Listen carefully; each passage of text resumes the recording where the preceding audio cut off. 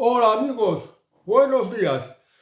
Hace un par de días que la vicepresidenta Yolanda Díaz había dado una entrevista de poco más de media hora que, bueno, habló mucho y la verdad es que no entendía absolutamente nada de lo que estaba hablando porque eran utilizar muchas palabras básicas de despistar la extrema derecha, la financiación de las autonomías, los acuerdos con patronales, los pactos con el gobierno, sobre el tema de cómo está su partido político, que va perdiendo cada vez más votos. En fin, toda una tía que se enrollaba articulando palabra por palabra y de la que no se entendía absolutamente nada. Sin embargo, también se puso a hablar del preocupante tema de la vivienda, que tiene a mucha gente preocupada porque no se encuentra alquiler ni se encuentra vivienda para adquirir.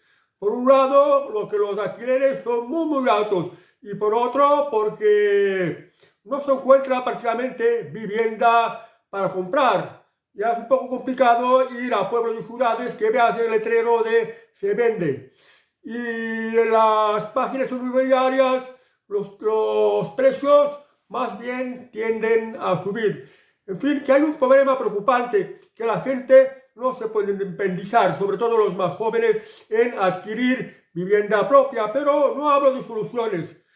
Bueno, dijo que los que tienen la llave para solucionarlo son las comunidades autónomas, que en su inmensa mayoría está en manos del Partido Popular. No sé si es por competencias, pero yo creo que ni el gobierno ni las comunidades autónomas tienen la solución al problema de la vivienda. Y esto es un tema de que no se habla mucho en la televisión, o bien si se ponen a hablar, pues hablan de ocupas, hablan de precios intervenidos, pero no van a fondo para conocer bien qué problema hay con la vivienda. Y por esto hoy os voy a hablar de este tema y os voy a aclarar un poco.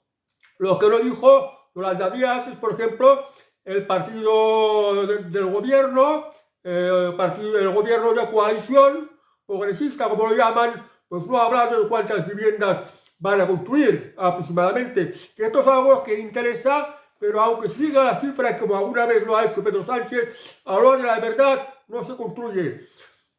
Y es que hoy en día prácticamente en España no se construye, entre otras cosas, por todo tipo de trabas burocráticas. Además, pues que ya no hay profesionales de la construcción. Nadie quiere hacer ni de albañil ni de peón. Trabajo que es muy duro y lo cual te exige cada vez más especialización, hasta llegar a alcanzar casi el nivel de un universitario. Y esto pues no es la manera de hacer las cosas, pero ya os voy a ir aclarando. Voy a empezar desde el principio con el génesis. En la época de Francisco Franco, una de sus políticas es que los españoles tuvieran vivienda. Ya tenía su lema de su política: ni un español sin pan, ni un hogar sin lumbre. Es decir, que quería que todos los españoles tuvieran vivienda, y tuvieran trabajo, y tuvieran bienestar. Y lo llevó a la práctica, sobre todo en los años 60 y en los principios de los años 70, cuando Franco todavía estaba vivo, pues hicieron las mejores políticas económicas que se llegaron a llamar el milagro español. Se construyeron muchas viviendas. Año tras año se construían cientos de miles de viviendas, y además baratas y accesibles. Pensar que la compra de una vivienda, que había de la más barata a la más cara, o sea, del nivel social más bajo a gente más rica, pues se pagaba en 4 años, en 5, en 6. Ya tener que pagar en 10 años ya era mucho tiempo. O sea que en pocos años la gente se podía comprar una vivienda y ya la tenía pagada en muy pocos años. Luego, con el paso del tiempo, las cosas irían cambiando. Franco estaba tan interesado en que la gente tuviera vivienda que creó un ministerio de la vivienda que se dedicaba exclusivamente a fomentar la construcción de vivienda. Mucha gente vivía de la construcción, había muchos albañiles, y como dice el refrán francés, cuando le bâtiment va, tout va. significa que cuando la construcción va, todo va. Porque cuando hay trabajo en la construcción, cuando se construyen casas y pisos, pues luego viene lo de la compra de los muebles, la compra de los electrodomésticos, la familia que se traslada a vivir, en consecuencia se compra un coche también, y ahora a empezar ya a vivir ya de una manera independiente.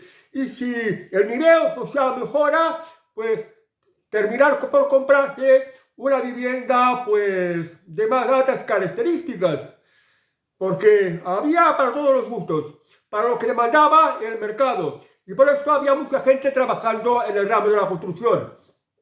Yo tengo experiencia en la construcción, porque yo he trabajado más de 25 años en el ramo de la construcción, empezando de peón y terminando como albañil. Estuve más de 25 años y me lo conozco. Y yo me acuerdo de que, por ejemplo, en mis inicios, cuando construías una vivienda, para hacer, por ejemplo, los cimientos, se hacían con pico y pala. Se picaba a pico y pala.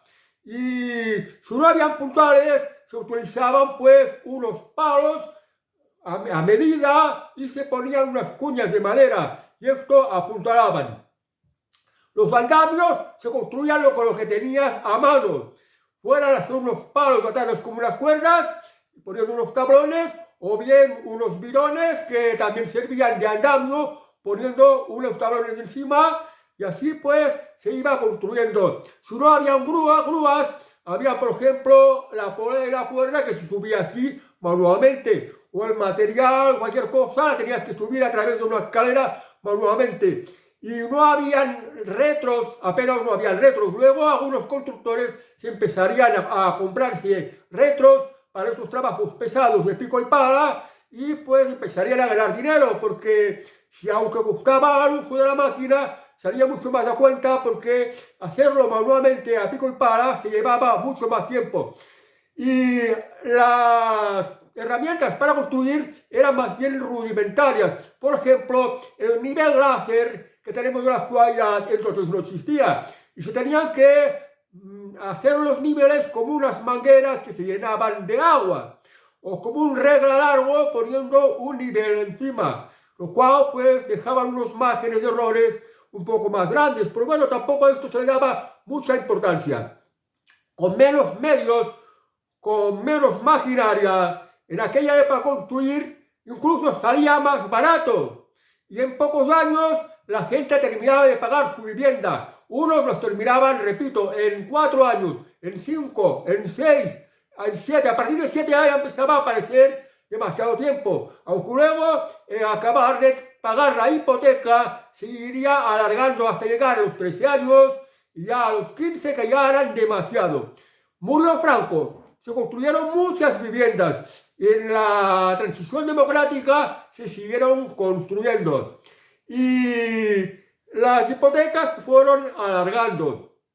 Llegó los años 90, creo que más o menos el año 1995 o 1996, no me acuerdo bien, aparecieron pues unas leyes de seguridad e higiene que pues lo de las obras lo encarecían mucho más.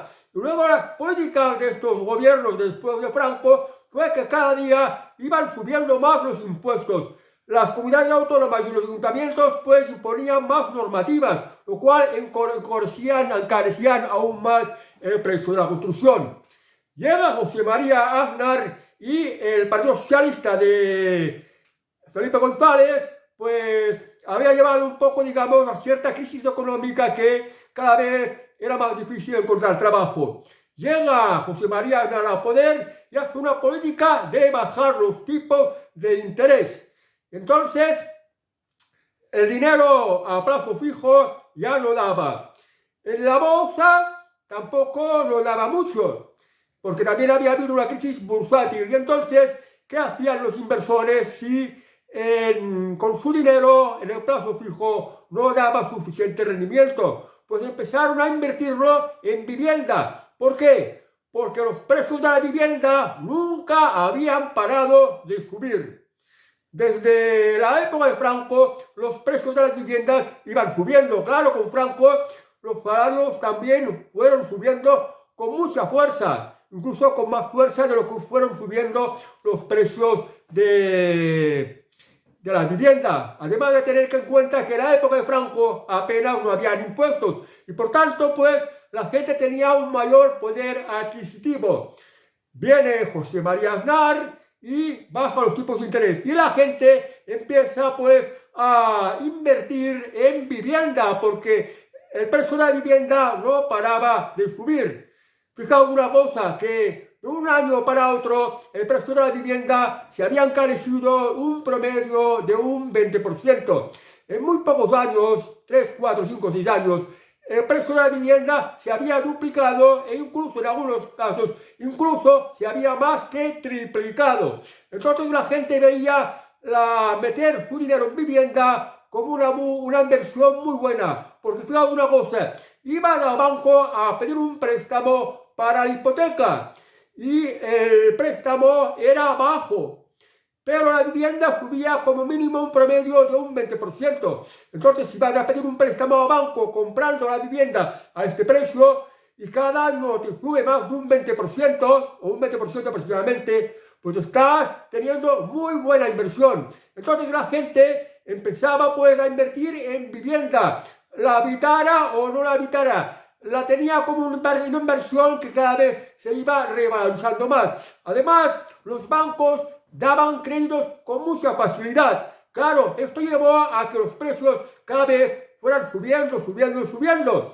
Y si las hipotecas habían tenido una duración limitada, ya como mucho unos 15 años, finales de los años 80, si en la época de Franco, por ejemplo, la vivienda en 4, 5, 6 años ya estaba pagada, en los años 80 lo habitual era que estuviera pagada ya en unos 13 años, pues hacían una hipoteca por 13 años, pero como con Aznar las viviendas iban subiendo de precio, pues tuvieron que ir alargando el plazo de ir pagando las viviendas. Entonces pasaron de los 15 a los 20 años, a los 30, a los 35 años, a los 40 o a los 45 años. Cada mes la hipoteca te la hacían para un periodo mucho más largo, porque no paraban de subir los precios de las viviendas y todo el mundo quería tener vivienda para especular, para tener un bien de mucho valor que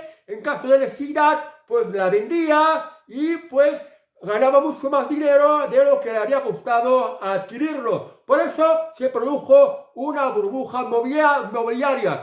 Además, los precios también subieron porque pues los que decidían el suelo urbanizable eran los ayuntamientos y suelo público para construir pues no se ponían de acuerdo, no hacían a tiempo sus planes urbanísticos. Además, en los ayuntamientos también había mucha corrupción en el sentido de hacer los planes urbanísticos del suelo rústico, convertirlo a suelo urbanizable acorde a unos determinados intereses de los que se beneficiaban constructoras y concejales que recibían comisiones gracias a legalizar los terrenos de estos, los rústicos, que pasaban a ser urbanizables. Y además, este suelo era muy escaso, por lo tanto, el precio del suelo subía y subía. Se hacía falta suelo para construir. Entonces, el suelo subía y subía, hasta el punto de que del precio de la vivienda, el suelo ya era la mitad, e incluso más. Y así fue, pues, que ocurrió una enorme necesidad de construir cada vez más vivienda, más vivienda, más vivienda.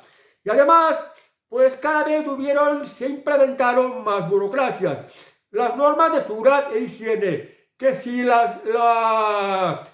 andamiajes tenían que cumplir tal normativa. Si antes, por ejemplo, los andamiajes se hacían de cualquier manera, y esto había ocurrido años anteriores, y no pasaba absolutamente nada, ahora tenían que tener unas determinadas medidas de seguridad y hacerse con, pues, los andamios autorizados, con los elementos, con lo de hacer las bastidas, de que fueran autorizados, reconocidos por la normativa. Y aparte de esto, tenía que venir un técnico público, un aparejador o una persona experta en comprobar si reunía las condiciones de seguridad. Y esto hacía, por ejemplo, que si tenías que hacer un andamio para, por ejemplo, tapar un agujero de un balcón una cosa sencilla que te llevaría un trabajo de media hora, pues en su coste en un día te subía, por ejemplo, 6.000 euros. 1.000.000 prácticamente, por tener este tipo de andamiaje. Luego salieron que si hay que asegurar la vivienda. En las obras obligaban a hacer unos seguros de vivienda. A las obras nos obligaban a hacer un plan de trabajo, de qué manera se iba a hacer el trabajo, qué pasos se iban a hacer y a dar. De manera pues muy técnica que ni los albañiles, ni los que daban forma a la vivienda, ni se los leían siquiera. Porque lo redactaban unos técnicos que tampoco no tenían ni idea de cómo se tenía que construir una vivienda. Las tasas, los permisos, y ahora con lo que ha venido de la Agenda 2030, que hay que cumplir unas normativas que tienen que ver con el cambio climático, de aislamiento, de insolaridad, de que se evite el escape de energía, y todo esto. Esto ha hecho que las viviendas tuvieran mucho de precio. Y esto es a lo que nos ha llevado. La fiebre de la construcción era tal que en los años previos al estallido de la burbuja financiero-mobiliaria, que fue en el año 2008, digamos que en el año 2007, 2006, 2005, en estos años cada año se construían cientos de miles de viviendas.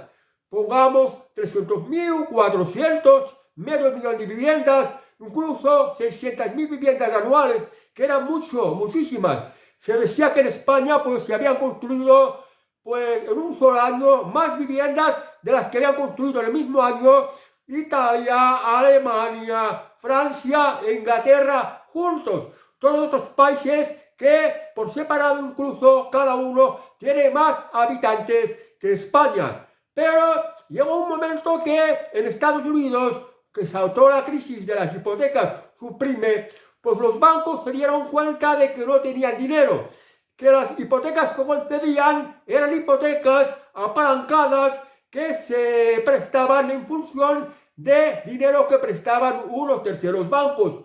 Y llegó un momento que se dieron cuenta de que no tenían este dinero. Entonces, estas hipotecas concedían, ¿cómo se iban a apalancar? ¿Qué garantías iban a tener? Entonces, pues se dieron cuenta del disparate. Y esto también contagió a la banca española. Tuvieron que cortar los créditos. Entonces, de momento, de golpe, porque las obras cuestan muchísimo dinero y todas se financiaban con préstamos de los bancos, pues los promotores constructores se encontraron que de momento vieron cortada su fuente de financiación, porque los bancos ya no daban los préstamos. Y pues ya no tenían para pagar los materiales, ya no tenían para pagar a los albañiles, ya no podían pagar el terreno y muchas obras quedaron completamente paralizadas. Y pues millones de albañiles fueron al paro y con ello muchos cientos de miles o docenas de miles de lampistas, fontaneros, de pintores, de carpinteros y los que tienen que vender, por ejemplo, pues los electrodomésticos y aquella bonanza que tenía la construcción de que había tanto trabajo y todos cobraban y cobraban muy bien porque había mucha demanda en el sector de la albañilería, pues de repente se encontraron sin trabajo y ya no se podían comprar, por ejemplo, coches de alta gama, ir los fines de semana a los restaurantes y a los bodyclubs. O sea que de momento esto se quedó completamente paralizado y también afectó a los ayuntamientos que cobraban unas tasas muy grandes gracias a la concesión de permisos de obras. O sea que el trabajo general para la construcción también beneficiaba mucho a los ayuntamientos con los impuestos. ¿Y qué ocurrió? Pues que de repente la gente se encontró sin trabajo. Los salarios bajaron una brutalidad. La gente ya no podía pagar hipotecas y fueron desahuciados. Y esto llevó también a que, como no se podía vender estas viviendas, los precios de estas viviendas que habían parado de subir bajaron una brutalidad. Bajaron a mitad de precio y aún bajaron aún más. Bajaron hasta un 75%. hasta llegar prácticamente a precio de coste, ya no a precio de especulación. Y aquellos eran los tiempos en los que ibas a los bancos y los bancos que te venden cualquier cosa, un seguro de vivienda, un seguro de salud, que te hagas un préstamo de consumo.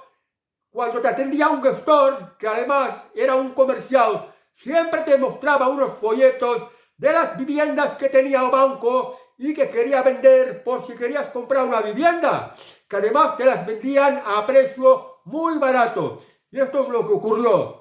Bueno, pues de repente millones de albañiles se encontraron sin trabajo y tuvieron pues que buscarse otro trabajo, reconvertir su trabajo. Por ejemplo, pues ir a trabajar de jardineros, ir a trabajar a la industria alimentaria, volver otra vez a trabajar a la hostelería, porque en la construcción prácticamente no había trabajo. Además que era muy caro. Y hemos llegado a los tiempos actuales. ¿Y qué ocurre? Es verdad que los precios han bajado mucho, pero los salarios también han bajado mucho y muchísima gente se ha empobrecido. ¿Qué ha ocurrido ahora con las políticas de Pedro Sánchez? Pues que le ha facilitado mucho las cosas a los ocupas. Cualquiera ocupa una vivienda y no le pasa absolutamente nada. Y el perjudicado es el propietario. ¿A qué lleva esto? Pues los propietarios o prefieren más vender para deshacerse de un inmueble o no alquilar. ¿Por qué? Porque también una de las políticas del gobierno ha sido pues poner nuevas reglas de intervenir, por ejemplo, en el mercado del alquiler, como ha ocurrido, por ejemplo, en Cataluña y como ya está ocurriendo. La ley de vivienda del gobierno de Pedro Sánchez, pues también hay unas cláusulas para intervenir los alquileres y fijar los precios. Y a esto a los propietarios no les sale a cuenta, porque los propietarios tienen que hacerse cargo de muchas cosas. Tienen que hacerse cargo de los impuestos, tienen que pagar la luz, el agua, el mantenimiento, la comunidad. Y esto también va subiendo. Por tanto, los propietarios, y aparte de esto iba a decir también que los propietarios, si hay que hacer alguna reparación o tienen que dejar la vivienda en condiciones, esto va a cuenta de ellos. Y se encuentran los propietarios que si interviene el precio, pues no les va a salir a cuenta. Y en consecuencia prefieren más no alquilar. Y claro, esto lleva a que cada vez hay menos vivienda de alquiler, lo que lógicamente lleva a que los precios se disparen aún mucho más. Además, el peligro de que el gobierno no respeta la propiedad privada. El gobierno no garantiza la propiedad privada. La vivienda que ha costado muchos ahorros y muchos sudores a sus propietarios, pues está expuesta a su propiedad a que se meta un ocupa o un inquilino ocupa, una persona que empieza pagando alquiler y luego deja de pagar. Y no hay manera de sacarlo, porque va a usar todas las tretas posibles para que no le desalojen. Se va a excusar que está en el paro, se va a excusar como, bueno, aquello del escudo social del gobierno de que no se deja a nadie desamparado, a nadie atrás, pues se les prohibió desahuciar a los inquilinos, cuando, por ejemplo, el caso de la pandemia. Pueden alegar los ocupas que son vulnerables, que tienen un discapacitado, que están enfermos, que son pues inmigrantes, que no tienen trabajo y son ilegales, por tanto vulnerables, y entonces no habrá manera de quitarlos, de desahuciarlos. Y por esto los propietarios no quieren alquilar. Y si tienen que arriesgarse a alquilar, sube muchísimo el precio de los alquileres. En la entrevista que recientemente vi de Yolanda Díaz, dijo que en la política de vivienda había que seguir, por ejemplo, las políticas de intervenir el precio de los alquileres, que por ejemplo ha sucedido en Berlín o en Nueva York. Pero se olvida de que desde que los alquileres están intervenidos en ciudades como Berlín o como Nueva York, pues cada vez hay menos alquileres.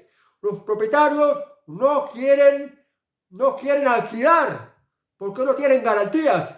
Además está el miedo a los ocupas.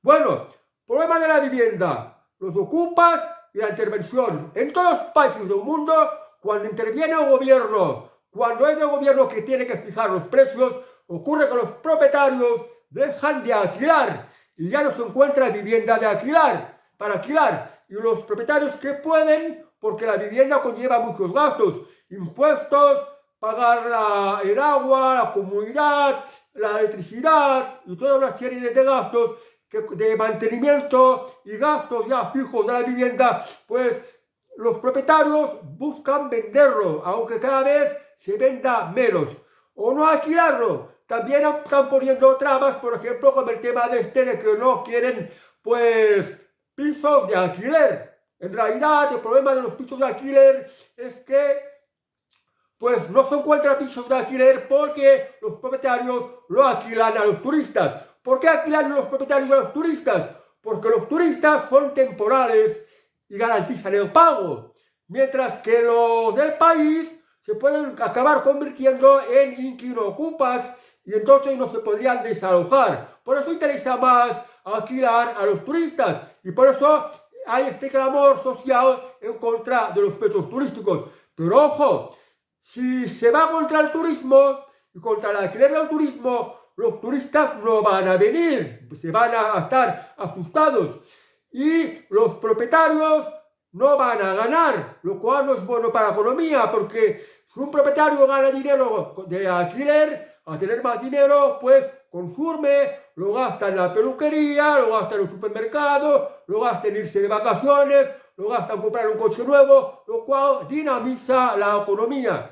Y ojo, que en España nos hemos cargado la industria, nos estamos cargando el campo, todo esto con la Agenda 2030, y ahora nos vamos a cargar el turismo, y a la fuente de ingresos que nos queda, porque España es un país que en muchas partes del mundo interesa de visitar, porque es un país con mucha historia, y es un país agradable, y que vale la pena pasar unos cuantos días. Pues bueno amigos, ¿qué pasa aparte? También hay muchos edificios abandonados, muchas viviendas vacías, muchos pisos que se ven las estructuras y están sin terminar, que solo se necesitaría volver a hacer obras, terminarlos y venderlos como vivienda. Bueno, ¿qué está pasando? Están pasando muchas cosas de las cuales el gobierno no las ve. Aparte de que uno de los planes de la Agenda 2030 es que la gente no tenga propiedad, no tenga vivienda. De hecho, con la excusa de cambio climático y subida del nivel de los mares, el gobierno, las viviendas que están a unos determinados metros de la playa, las va a expropiar. De hecho, ya está la ley para expropiarlas, que, bueno, se las dejan a sus propietarios en unos 30 años la vivienda que ya las ha robado. Claro, una vivienda así no las va a comprar nadie. Y esto pues es un problema porque realmente es un robo. El gobierno, entre los planes de la Agenda 2030, no quiere que tengáis vivienda, aunque no lo expresa abiertamente. Y esto es uno de los planes ocultos de la Agenda 2030, lo cual no tenemos que olvidar que uno de sus lemas es no tendrás nada y serás feliz. Ahora bien, un detalle importante. Pronto van a haber elecciones de Estados Unidos y Donald Trump está de campaña. ¿Qué ha dicho Donald Trump para solucionar el problema de la vivienda en Estados Unidos? Primero, sabe que el gobierno federal, a nivel federal, tiene terrenos en muchos estados y tiene abundante terreno. De hecho, el gobierno federal es dueño del 30% de todo el territorio de los estados de Estados Unidos, de promedio. Yo no sé las instituciones públicas, ayuntamientos o el Estado, qué porcentaje de propiedad en el suelo disponen, porque si lo tienen, lo podrían dedicar a la construcción. Donald Trump ha dicho que si llega a la presidencia de Estados Unidos, va a liberar terrenos federales para la construcción de suburbios, zonas residenciales y, en definitiva, vivienda. Y ha dicho una cosa muy importante, que él sabe muy bien de lo que habla, porque no olvidemos que Donald Trump ha sido promotor, constructor, se ha dedicado a la construcción de urbanizaciones y a la construcción de rascacielos. Donald Trump tiene experiencia como constructor y conoce bien los problemas del sector. ¿Y qué ha dicho? Ha dicho que el precio de la vivienda se puede reducir entre un 30 y un 50%, es decir, prácticamente la mitad. ¿Y cómo? Pues quitando todas estas regulaciones, todas estas normativas que ponen trabas a la construcción, que las obstaculizan, porque hay mucha burocracia, muchas normativas, muchas regulaciones que obligan en lo de la construcción de la vivienda. Ahora, por ejemplo, se acaba de meter las directrices de la Agenda 2030 por parte de Europa, pues que una vivienda se tiene que hacer de acuerdo con que, pues, eso que llaman la eficiencia energética, que no se escape la energía a la calefacción interior, o que se pongan, por ejemplo, placas en los tejados para aprovechar pues la energía de las placas solares de un sol, que esto tampoco es seguro, porque cuando no hace sol no genere energía. Y esto hace que la vivienda se encarezca y se encarezca mucho. Aparte también las tasas, los impuestos derivados de la construcción de la vivienda. Por tanto, es posible que se baje el precio de la vivienda. Y esto es lo que ha propuesto y es lo que va a hacer Donald Trump. Además, también ha dicho, y esto va a ser esta semana, porque yo sigo la campaña electoral de Donald Trump. Donald Trump ha dicho que va a hacer que las tarjetas de crédito bajen al 10% de interés. Fijaos una cosa, aquí en España las tarjetas de crédito tienen una tasa de interés del 18% prácticamente. Y estas tarjetas de crédito, esta tarjeta que te dejan utilizar para sacar dinero, para pagar cualquier cosa, como un saldo que te pone el banco, pues en Europa el promedio está entre el 15 y el 25%. Esto depende de cada banco o de cada entidad financiera, que esto es lo que cuestan las tasas de las tarjetas de crédito. Luego los préstamos al consumo están más o menos ahí al 8%. Las hipotecas 3-4% están más o menos. Y los depósitos a plazo fijo, como mucho te pueden dar un 2,5% aquí en España. Aunque hay otros bancos, por ejemplo, en Italia o en Alemania, que te dan más de un 3%. Ahora han bajado los tipos de interés por imposición del Banco Central Europeo, cuando hace unos pocos meses te daban un 4%, más de un 4%, y ahora han bajado a un 3%. Bueno, en Estados Unidos, Donald Trump, si la tasa de la tarjeta de crédito te la va a rebajar a un 10%, cuando en Europa tiene un promedio, pongamos, de un 20%, el doble, pues significa que, aunque los tipos de interés están un poco más altos que aquí en España, en Estados Unidos, pues que las hipotecas también bajarán mucho de precio. O sea, la política de Donald Trump bajará los tipos de interés, bajará las hipotecas, quitará las normativas y regulaciones y bajará también los impuestos, lo cual la vivienda en Estados Unidos podría bajar prácticamente a la mitad. Además, como las constructoras podrán competir más y mejor, esto también podría hacer que bajen más los precios. Además del tema de que el gobierno federal, si gobierna Donald Trump, va a liberar suelo público, de lo cual tiene muchísimo, y lo va a poner en disposición para la construcción de vivienda. Porque esto, para tener una mejor calidad de vida, los norteamericanos necesitan vivienda. Y volvemos aquí a España.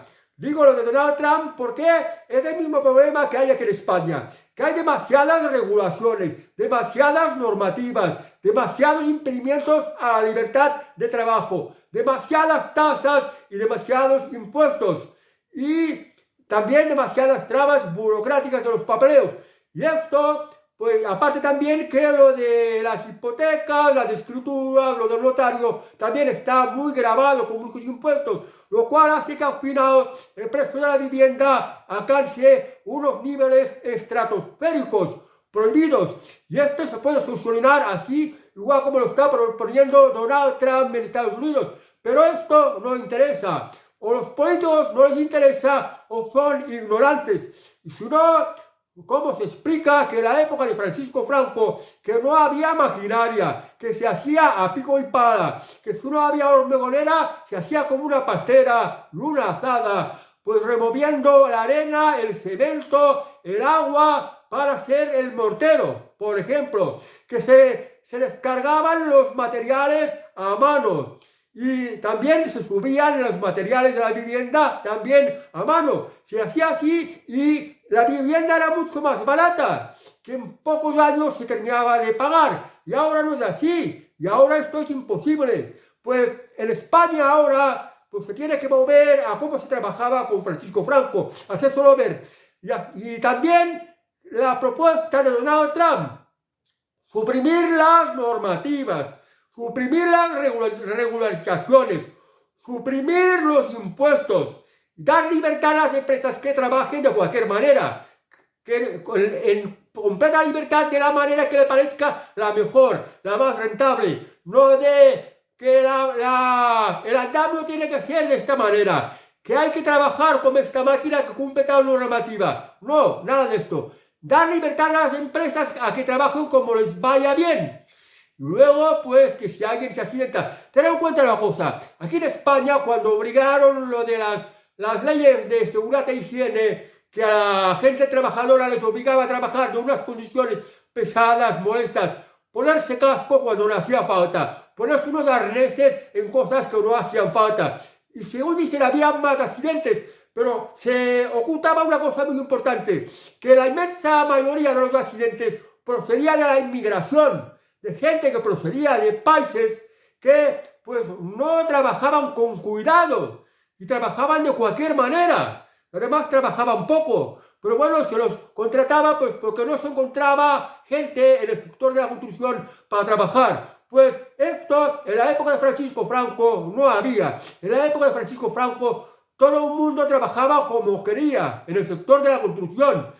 Ya vigilaban unos mismos de lo que no ocurrieran accidentes y miraban de trabajar de la mejor manera posible y se podía construir vivienda que era barata, buena y se acababa de pagar en muy pocos años. Y ahora también se podría hacer igual, pero te exigen que un obrero de la construcción tenga que conocer un montón de normativas. Es decir, que esté prácticamente al nivel de un estudiante universitario avanzado. Te hacen trabajar de una manera más incómoda y te ponen todo tipo de trabas, de manera que construir una vivienda aquí en España sale muy caro y solo se podría solucionar si volviéramos a que se trabajara como se hacía con Franco.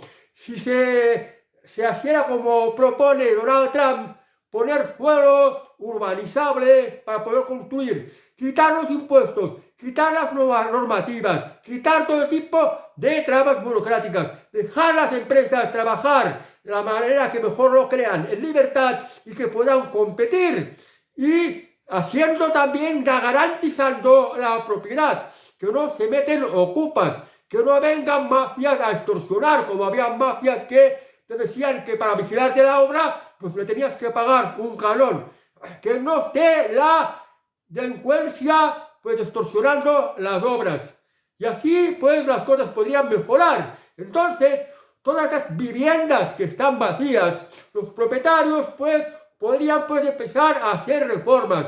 Los pisos que a los cuales solo se ven las estructuras, pues hacer que vuelvan a terminar. Y esto también ayudaría, como decía Donald Trump, si bajaran los tipos de interés para los préstamos de empresa y para pues los préstamos para hipotecas. Esto también lo facilitaría y así se solucionaría el problema de la vivienda en España. Además, si los propietarios tuvieran garantías y no los obligaran a precios regulados por parte de comunidades autónomas, ayuntamientos y el propio gobierno, y aparte las inspecciones y todo esto, que vienen a tocar los cojones a los propietarios, les entra miedo y no quieren pues alquilar. Pues con todo esto fuera, los propietarios alquilarían y habría cada vez más alquiler. Y al haber más alquiler, ¿qué ocurriría? Pues los precios empezarían a bajar y en esto se beneficiarían las personas que quieren vivir de alquiler. Ahora sí, como unas leyes que, si un inquilino no paga, enseguida a la calle. Si un inquilino causa desperfectos en la propiedad, obligarle a pagar. Si entra uno ocupa, a la prisión y a la cárcel y a indemnizar al propietario. Si esto ocurriera, pues la gente pues arreglaría su propiedad y las pondría de alquiler para ganar una renta. Las viviendas abandonadas, sus propietarios las harían arreglar, harían obras para ponerlos a la venta, y al haber más vivienda a la venta, pues los precios bajarían. Además, bajarían también porque han quitado las normativas, porque han quitado los impuestos, porque han bajado los costes bancarios y al fin porque realmente se han preocupado de hacer una política de respetar al máximo la libertad a la iniciativa privada y quitando todo aquello inútil que es un estorbo y en muchos casos incluso un expolio, un robo, y que es lo que hace que la vivienda está carísima y que nos dé a la cárcel de cualquiera. Y además yo diré una cosa, cuando pasó la especulación inmobiliaria de los años de Aznar y los primeros años de Zapatero, que la vivienda no paraba de subir y las hipotecas cada vez se hacían un plazo mucho más grande, yo creo que si se hubiera hecho por ley, por ejemplo, que las hipotecas no fueran más de 15 años, esto hubiera frenado mucho la subida del precio, porque si la gente no puede pagar 15 años de hipoteca porque se impide por ley, pues la vivienda no va a subir más, porque si no, no va a conseguir venderse. En fin, que hay cosas que hay que corregir, aunque esto de poner límites a los años de hipotecas por ley es ya intervenir, va en contra de la libertad de empresa, cosa que no estoy de acuerdo, pero también a veces tiene algunos fallos que hay que corregir. Pues bueno, pues es esto, dejar trabajar en libertad y no obligar a los albañiles a que tengan una serie de conocimientos, que los albañiles no están para esto. Los albañiles están para construir y para dejar un buen acabado y dejar el trabajo bien hecho y nada más. No tiene por qué conocerse un montón de leyes, un montón de normativas, un montón de regulaciones. No tiene por qué. Además, porque su trabajo es muy duro. Y esto es lo que ha hecho también que en la actualidad no hay mano de obra. Falta mano de obra. Nadie quiere hacer de albañil, es muy duro, te exigen mucho y además desde que estalló la burbuja inmobiliaria los precios bajaron una barbaridad que ya el sueldo de un albañil ya es casi prácticamente el salario mínimo y un poquito más, no más, porque todo está tan caro que no se puede pagar a más, porque no había trabajo ni se vendería y esta es las fallas que tiene la economía. En fin amigos, no sé si habréis entendido bastante cuál es el problema de la vivienda. Y si no, pues me lo preguntáis en comentarios que con mucho gusto os voy a responder. Todo eso que os he explicado y que os dará a conocer mejor cómo está el sector y lo que se podría hacer para mejorarlo, pues son cosas que el gobierno no habla, porque no sabe ni arreglarlo. No lo quiere arreglar como se tiene que arreglar, porque quiere recaudar más. Porque quieren hacer una política de seguir con la Agenda 2030, porque quieren que no hayan propietarios, porque quieren robar las viviendas y dárselos a personas que en otras circunstancias estarían tirados a la calle. Y a esto al gobierno tampoco le gusta, por eso deja que esta gente que estaría tirada a la calle ocupe las viviendas y el marrón lo paguen los propietarios, que les ha costado muchos sacrificios tener la propiedad. Y los propietarios lo que quieren es o usarla para vivir o bien obtener una renta y tener una propiedad para quizás otro día, cuando su hijo crezca, pueda disponer de una vivienda y mientras tanto tener una renta. Y para esto necesita garantías. Lamentablemente las cosas las han puesto tan mal que los que son propietarios y tienen vivienda pueden estar un poco aliviados, pero los que no tienen propiedad, los que están viviendo en alquiler, los que necesitan independizarse, cada vez va a por peor. Y luego, cada semana, cada mes nos invaden miles de inmigrantes ilegales. Y esto que Pedro Sánchez dice que hay que ser muy humanitario. Roban los dinero de los españoles para financiar la inmigración. Los pone en hoteles, les da pagas, les da comida, les da ropa y consiente que se metan en cualquier vivienda que la ocupen y que no haya manera de sacarlos de allí. Porque aunque tenga que intervenir la justicia, las leyes de Pedro Sánchez, lo van a poner muy difícil a la justicia poder expulsarlos, y que la policía no haga nada, no intervenga para nada, también por estas leyes que hacen estos políticos sinvergüenza, y así no podemos ir bien. Por otra parte, si hicieran bien las cosas, como el tema de la vivienda, la gente podría ser propietaria, podría tener una segunda residencia, dinamizaría la economía, porque las viviendas llevan a comprar muebles, a comprar electrodomésticos, a adquirir coche y a todo lo genera a por mejor. A pagar también un poco más de impuestos, aunque los impuestos no deberían de ser tan excesivos. Y da seguridad, porque las familias, los jóvenes tienen hijos y si pueden tener una segunda vivienda como una inversión, pues esto garantiza que sus hijos también van a tener un lugar donde poder vivir, aunque el gobierno y la Agenda 2030 pone todo tipo de trabas. Bueno amigos, pues aquí hablo Yolanda Díaz, que si las comunidades autónomas tienen la llave, de que si hay que hacer un pacto, un acuerdo de Estado, que si hay que intervenir los precios de los alquileres, tales como lo han hecho en Berlín o en Nueva York. De esto no funcionaría nada, sino todo lo contrario, empeoraría mucho más. La solución al problema de la vivienda está en manos de la iniciativa privada. Solo la iniciativa privada la puede hacer, porque es la que puede competir entre ellos mismos, pero necesitan seguridad jurídica, una seguridad de que no se les va a robar, necesitan que no se les robe a impuestos, necesita que no se los obligue a unas determinadas normativas que no solo entorpecen su trabajo, sino que además hace que todo sea mucho más caro. Y necesita pues que haya para poder construir, que en esto se tienen que poner las pilas los entes públicos y en definitiva que hagan bien las cosas. Solo así se puede solucionar el problema de la vivienda. Y luego está pues otra solución mucho más barata, que es poner suelo ya con las cloacas y las instalaciones de agua y electricidad ya a punto, y ponerlos en unos módulos que pueden ser pues unas cisternas, unos talleres a las que se les da forma de vivienda con las necesidades básicas y pues construirlas como si fueran unos mécanos y que fueran baratas de adquirir, que por ejemplo una vivienda de 40-50 metros en la que tengas resguardada tu intimidad, pues valiera pues unos 40.000 euros, lo que vale un coche ya de cierto nivel. Esto también se podría hacer. Luego, cuando la capacidad económica del ciudadano que vive en este tipo de módulos aumenta, pues comprarse una vivienda de ladrillo, que una vivienda de ladrillo, de material que se ha usado siempre, es mucho mejor, porque aísla mucho mejor, porque es más agradable, porque aísla mejor y un largo etcétera. Bueno amigos, pues espero que os sirva más para conocer el tema del problema de la vivienda en España.